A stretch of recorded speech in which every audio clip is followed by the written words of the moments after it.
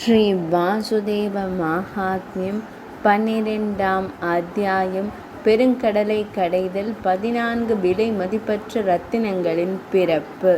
ஸ்கந்தன் கூறினார். பின்னர் கஷ்யபரின் மைந்தர்கள் விஷம் குடித்ததால் மகிழ்ச்சியடைந்தனர். அவர்கள் கடைந்த இடத்தில் கஞ்சி அடித்தனர். அவர்கள் மீண்டும் 1000 ஆண்டுகள் கடலை கடைந்தனர். அவர்கள் அனைவரும் கடலை கடைந்த போது எதுவும் வெளிப்பட்டது. கடைந்ததில் பங்கேற்றவர்கள் தங்கள் வாய்களால் மூச்சு திணறி சோர்வு மூலம் சோர்வு அடைந்தனர். பெரிய பாம்பான வாசுகி பலவீனத்தையும் வாழ்க்கையின் பலவீனத்தையும் அவர்கள் அனுபவித்தார். மந்தாரத்தை கடைந்த நேரத்தில் அவராலும் ஒரு நிலையான நிலையை தக்க வைத்து கொள்ள முடியவில்லை. அவர்கள் அனைவரும் பலம் இழந்ததை கண்ட ஸ்ரீ மகாவிஷ்ணுவால் அங்கீகரிக்கப்பட்ட பிரத்யும்னன் தேவர்கள், அசுரர்கள் மற்றும் அரவங்களின் அரசரான வாசுகி ஆகியோருக்குள் நுழைந்து அவர்களுக்குள் பலத்தை ஊற்றினார். அனிருத்தன் கூட மலைகளின் அரசரை அணுகி தனது 1000 கரங்களுடன் மற்றொரு பெரிய மலையைப் போல நின்றார். அதீத சக்தியின் மீட்சியை கண்டு வியந்து சூரர்களும் அசுரர்களும் திரளாக பெருங்கடலை மகிழ்ச்சியுடனும் ஆற்றலுடனும் கடைந்தனர். நாராயணரின் சைகையால் தேவர்கள் மற்றும் பிறர் எந்த சோர்வையும் அனுபவிக்கவில்லை. தாள இழுப்பால் கடைதல் செயல்பாடு காரணமாக தெரிந்தது.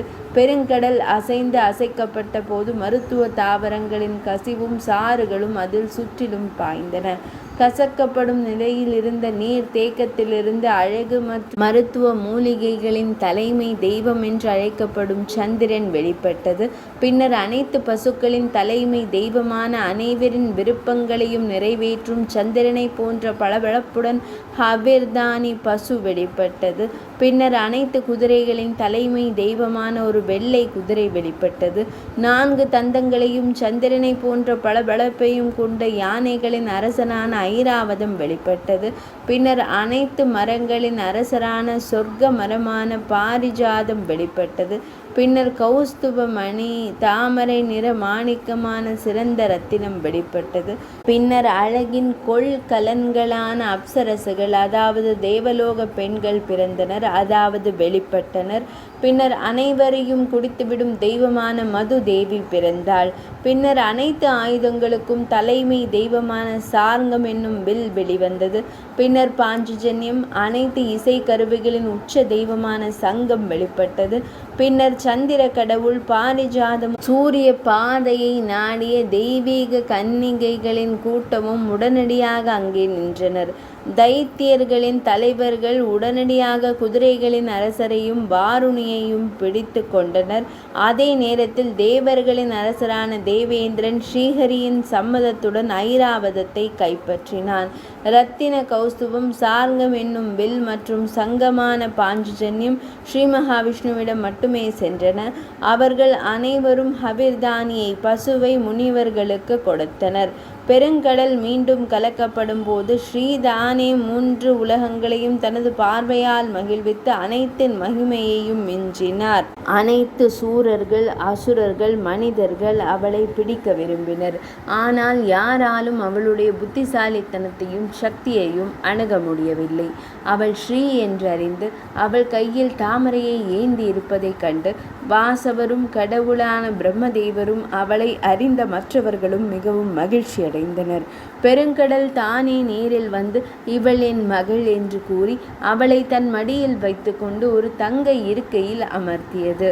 அமிர்தத்தை தேடும் அந்த சக்தி வாய்ந்த மற்றும் உறுதியான நபர்களால் பெருங்கடல் கலக்கப்பட்ட போது அமிர்தம் வெளியே வரவில்லை. பின்னர் அமிர்தம் வெளிப்பட்டது குறித்து ஏமாற்றமடைந்த அவர்கள் தங்கள் முயற்சிகளில் சோர்வடைந்தனர். முனிவரே, ஆடிய முகங்களை கொண்ட கஷ்யப முனிவரின் மைந்தர்கள், அதாவது தேவர்கள் மற்றும் தைத்தியர்கள் சோகமடைந்தனர். அவர்களை அந்த நிலையில் கண்ட இறைவன், கருணையின் களஞ்சியமான இறைவன், எங்கும் நிறைந்த இறைவன் சிரித்துவிட்டு தாமே கலங்க தயாரானார். அவர் மஞ்சள் நிற ஆடையுடன் பிரகாசித்தார். அதன் முனை ஒரு இரத்தின கச்சையால் இறுக்கமாக கட்டப்பட்டிருந்தது. அவர் தனது 2 ஜோடி கரங்களால் பாம்பை நடுவில் பிடித்தார். பாம்பின் வாயை பிடித்த தைத்தியர்கள் ஒரு பக்கத்தில் நின்றனர். பாம்பின் வாலை பிடித்த அனைத்து தேவர்களும் மறுபுறம் நின்றனர். அவர்களுக்கு இடையே நின்ற இறைவன் விளையாட்டாக கடலை மகிழச் செய்து தனது கைகளில் அலங்காரங்களால் பிரகாசமாக கண்களுக்கு மகிழ்ச்சி அளித்தனர். முக்கிய முனிவர்களுடன் சேர்ந்து ஆகாயத்தில் தங்கியிருந்த பிரம்மதேவர் அவருக்கு மலர்கள் வெற்றி பெறு வெற்றி பெறு என்ற வார்த்தைகளை உச்சரித்தனர். பின்னர் கலக்கப்பட்ட பெருங்கடலில் இருந்து ஸ்ரீ மகாவிஷ்ணுவின் ஒரு பகுதியை கொண்ட தன்வந்திரி என்ற அவதாரம் தோன்றியது. அவர் அழகான நிறத்தில் இருந்தார். கையில் சுதை அமிர்தம் கொண்ட ஒரு குடத்தை வைத்திருந்தார். அனைத்து நெய் மற்றும் பிற தாவர சாறுகள் மற்றும் மருந்துகளின் சிறந்த சாராம்சமான அமிர்தத்தை எடுத்துக்கொண்டு அவர் ஸ்ரீயின் அருகே சென்றார். 12ஆம் அத்தியாயம் நிறைவடைந்தது.